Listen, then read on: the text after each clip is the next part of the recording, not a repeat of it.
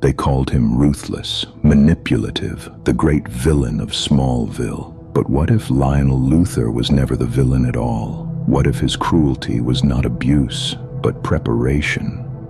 What if his coldness was not neglect, but the only form of love powerful enough to prepare his son for the world he was destined to face? Lex Luthor was born to battle gods.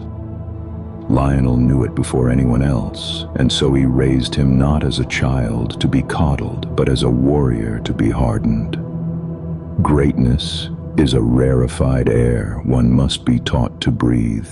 That was Lionel's philosophy. Love, comfort, softness, those would have doomed Lex to mediocrity. Instead, Lionel forced him into the storms of ambition, betrayal, and discipline. He did not want a son who was happy. He wanted a son who could survive. And survive Lex did. Lionel was not simply a father. He was a teacher, a historian of power. He knew what destroyed empires because he studied them. Empires are not brought down by outside forces. They are destroyed by weaknesses from within. That lesson was not about politics. It was about Lex. Lionel saw that weakness, the desire to be loved, to be accepted, and he tried to burn it out of him, not because he hated his son, but because he knew the world would. And so he told Lex the stories of conquerors, not fairy tales, not bedtime lies, but the hard truths of history. When Alexander the Great was dying, his generals asked who he would leave his empire to. If he would appoint a successor, it would keep the legacy intact, prevent generations of bloodshed. His answer was simple: I leave it to the strongest. That was the standard Lionel placed before Lex. Not morality, not approval. Strength. If Lex could not rise to it, he would fall to those who could. And so Lionel tested him, manipulated him, betrayed him, all so Lex would learn what no school, no friend, no mother could teach.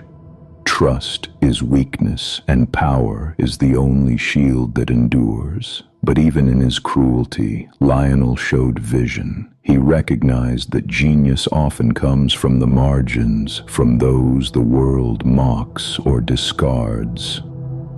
Never underestimate the value of eccentrics and lunatics. Every Arthur needs his Merlin. That was not mockery, it was foresight. Lionel was telling Lex that allies matter, that even a king cannot reign alone. That strength is sharpened by the strange, the brilliant, the outcast. He was teaching Lex to see value where others saw madness. And when he spoke of the Caesars sending their sons to the corners of the empire, it was not history, it was fatherhood. Did you know the Caesars would send their sons to the furthest corners of the empire so they could get an appreciation of how the world works?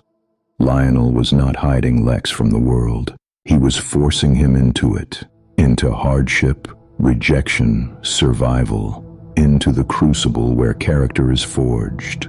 Was it cruel? Yes, but was it evil? Lionel Luthor's greatest sin was not that he hated his son. It was that he loved him too much to let him be ordinary. He saw Lex's destiny to clash with gods, to shape the world. And he did what no gentle father ever could. He gave Lex the tools to endure it. And when history looks back, perhaps it will not see a tyrant. Perhaps it will see a man who understood what others could not. Lionel Luthor was not the father Lex wanted, but he was the father Lex needed.